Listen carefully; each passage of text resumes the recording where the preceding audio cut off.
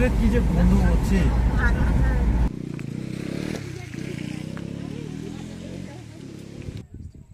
কেমন করতে এমন করে জায়গাটা হচ্ছে এমন করে এমন করে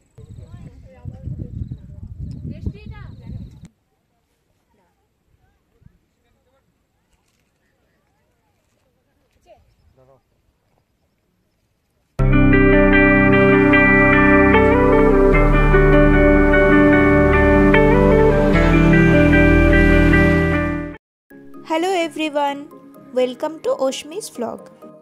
আগের ভিডিওতে তোমরা দেখতে পেয়েছিলে দার্জিলিং থেকে আমি শিলিগুড়িতে আমার ছোট মামার বাড়িতে এসেছিলাম। সেখানে একদিন স্টে করে পরের দিন আমরা চলে আসি আমার ছোট মাসির বাড়ি হলদিবাড়িতে। হলদিবাড়িতে আমি কিছুদিন স্টে করব, তবে এখান থেকেও তো কোথাও ঘুরতে যাওয়াই যায়।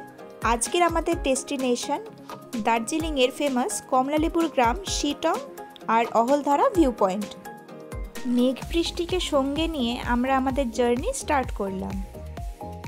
হলদিবাড়ি থেকে আমরা গাজলডোবা ওদলাবাড়ি হয়ে সেবক রোড ধরে শিটং যাব।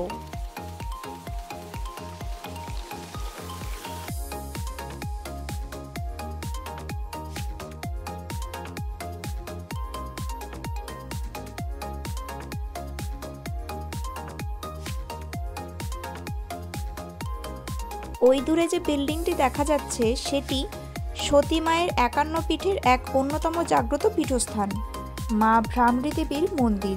এটি রয়েছে জলপাইগুড়ি ডিস্ট্রিক্টে। আমাদের মেইন ডেস্টিনেশন যেহেতু অনেকটাই দূর, তাই ওই দিনে আর এই মন্দিরটা দর্শন করা সম্ভব হয়নি। তবে ইচ্ছে রয়েছে পরের বার নিশ্চয়ই সময় করে এই মন্দির একবার দর্শন করে যাব। গল্প করতে করতে কখন যে গাজলডোবা চলে এসেছি খেয়ালই করিনি। এই জায়গাটি কিন্তু নর্থ বেঙ্গলের ভিজিটিং প্লেসেসের মধ্যে এক অন্যতম জায়গা। এবারে আশা করি তোমরা বুঝতেই পেরেছো কেন এই জায়গাটি এত ফেমাস।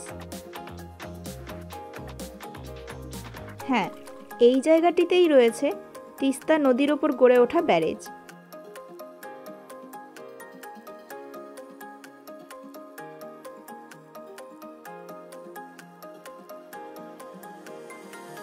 ওদলাবাড়ি হয়ে এবারে আমরা এগিয়ে চলেছি আমাদের গন্তব্যের উদ্দেশ্যে। যারা যারা আমার এই নর্থ বেঙ্গল ট্রিপের আগের ভিডিওগুলি দেখোনি, যেমন দার্জিলিংয়ে ঘোরা বা দার্জিলিং থেকে ফেরা, এই সমস্ত ভিডিওর লিঙ্ক আমি ডেসক্রিপশন বক্সে দিয়ে দেব। তোমরা ঝটপট গিয়ে একবার চেক করে নিও। আর এখনও যারা আমার চ্যানেলটিকে সাবস্ক্রাইব করোনি, এক্ষুনি গিয়ে সাবস্ক্রাইব করে দাও। আর ভিডিওগুলি কেমন লাগছে তা অবশ্যই কমেন্ট করে জানিও। বেশ কিছুক্ষণ জার্নির পরে পাহাড়ের কোলে কিন্তু আমরা প্রায় চলেই এসেছি।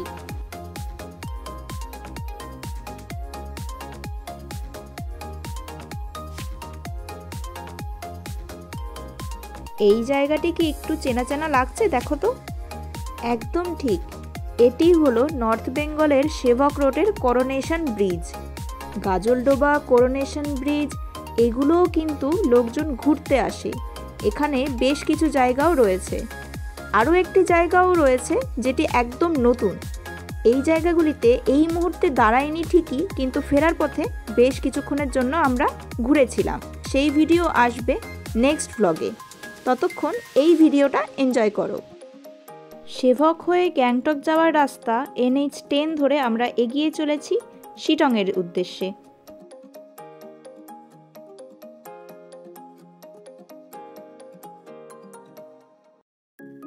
বৃষ্টি ভেজা ওয়েদার, পাহাড়ের কোল বেয়ে ভেসে চলেছে সাদা তুলোর মতো মেঘ। দেখতে কি সুন্দরটাই না লাগছিল।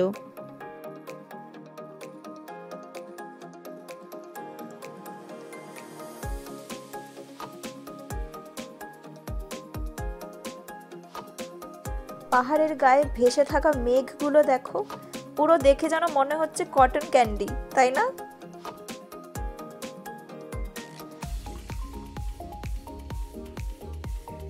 বেশ কিছুটা জার্নি করার পর আমরা কিন্তু এবারে শিটংয়ের অনেকটাই কাছাকাছি চলে এসেছি।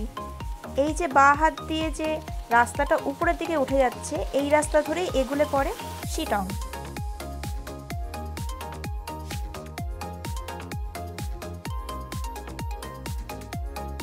বৃষ্টি ভেজা ওয়েদারে আঁকাবাঁকা পথ বেয়ে পাহাড়ের কোলে ওপরের দিকে ওঠার যে রোমাঞ্চকর অভিজ্ঞতা তা বলে বোঝানো সম্ভব নয়।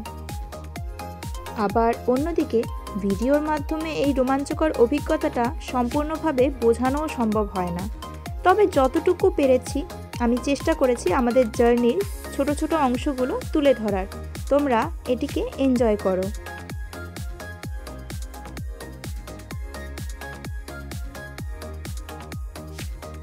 এতক্ষণ জার্নি করার পর একটু তো রেস্ট নিতেই হয়। পাহাড়ি নাম না জানা এই জায়গাটি দেখো কত সুন্দর, আর যেমন সুন্দর জায়গা তেমন সুন্দর এখানকার মানুষজনের ব্যবহার। চেনা অচেনার কোনো প্রশ্নই নেই, সবার সাথে মিশুকে। Bye bye.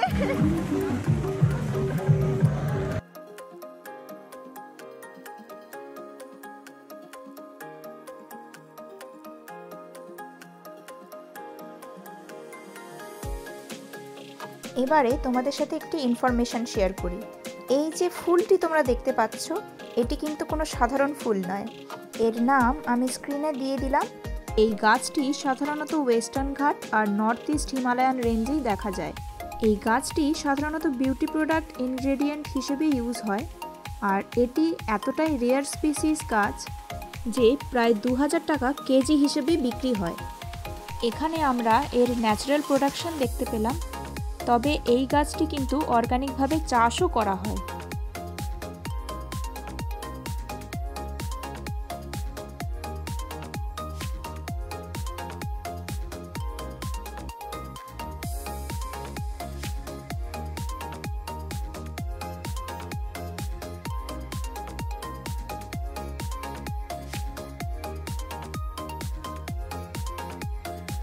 Ahaldhara view point যাওয়ার জন্য শিটংয়ের আরও একটি ভিউ পয়েন্ট আমরা ক্রস করব।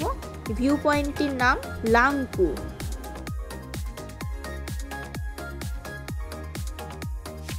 পাহাড়ের গা ঘেঁষে এগিয়ে চলা রাস্তাটা দেখতে কত সুন্দর লাগছে, তাই না?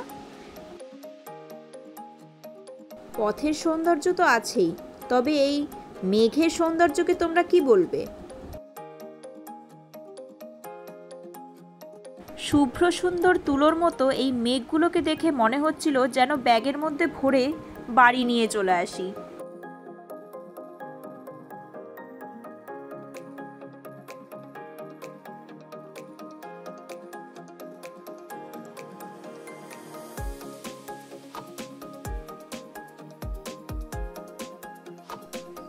এই মেঘের সৌন্দর্য উপভোগ করতে যেখানে আমরা দাঁড়িয়েছিলাম তার পাশেই দেখো একটি ময়ূর ঘুরে বেড়াচ্ছিল। জানি না তোমরা এটা স্পষ্টভাবে দেখতে পাচ্ছ কিনা, আশা করছি বোঝা যাচ্ছে।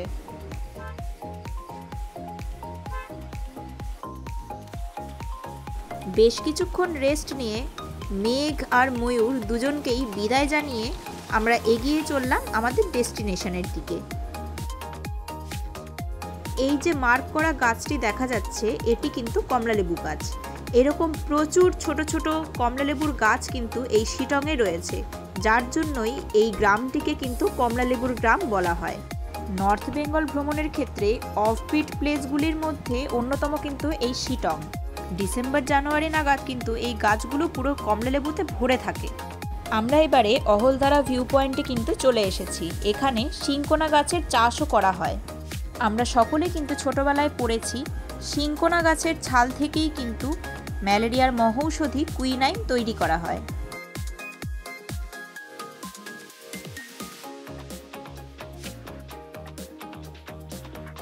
ফাইনালি আমরা কিন্তু অহলধারা চলে এসেছি।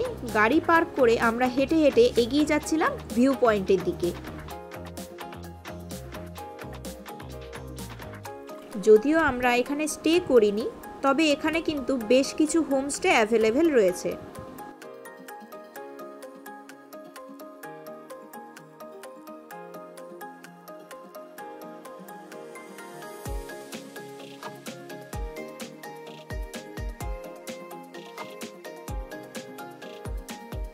আমরা ওই সামনে যে তারজালি দেওয়া জায়গাটা রয়েছে সেখানটায় যাব।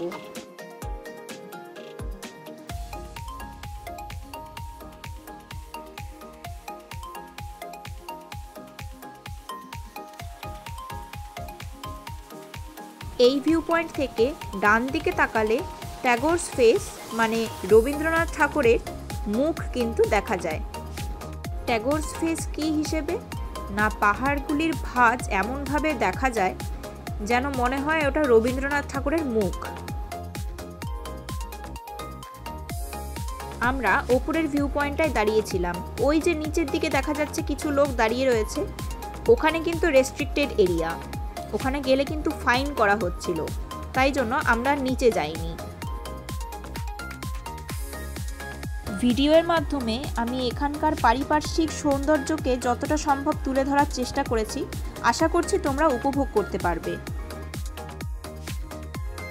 চারিদিকে মেঘাচ্ছন্ন থাকায় ওই ট্যাগোরস ফেসটা আমি ভিডিওর মাধ্যমে ভালোভাবে তুলে ধরতে পারিনি, তবে আমার এক বন্ধু এখানে এক ছবি তুলেছে, সেই ছবিটা আমি অ্যাটাচ করে দিলাম। পাহাড়ে গাড়ি করে ঘুরতে আসতে তো খুব ভালো লাগে, আর এই যে চড়াই উতরাই করতে হয় তার বেলায় দেখো সবার অবস্থা খালি দেখো।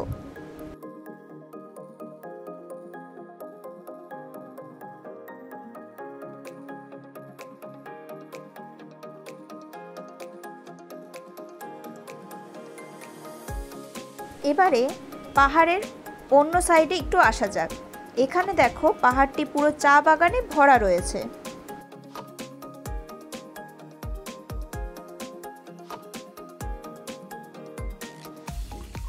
যেহেতু এটি হোমস্টের প্রপার্টি, তাই নিচে নামার জন্য সিঁড়ি বাঁধানো ছিল।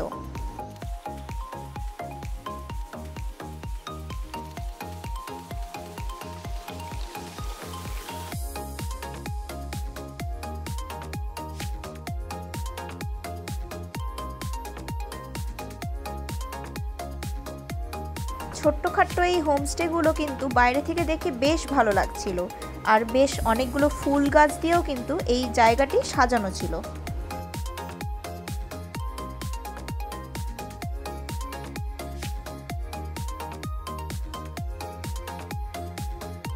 ভিডিওতে আমার ভাইয়ের পাশে যে বক্স মতো জায়গা দেখা যাচ্ছে, ওখানে কিন্তু মৌমাছির চাষ করা হয়, মধু সংগ্রহ করা হয়।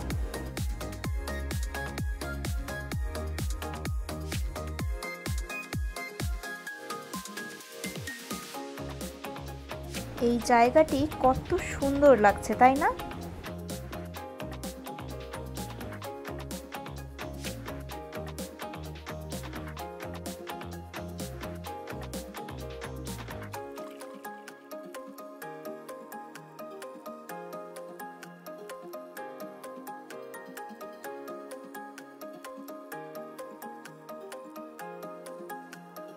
পাহাড়ে আসবো আর পাহাড়ের মোমো না খেলে হয়, তাই পেট পুজোটা এখানে সেরেই নিলাম।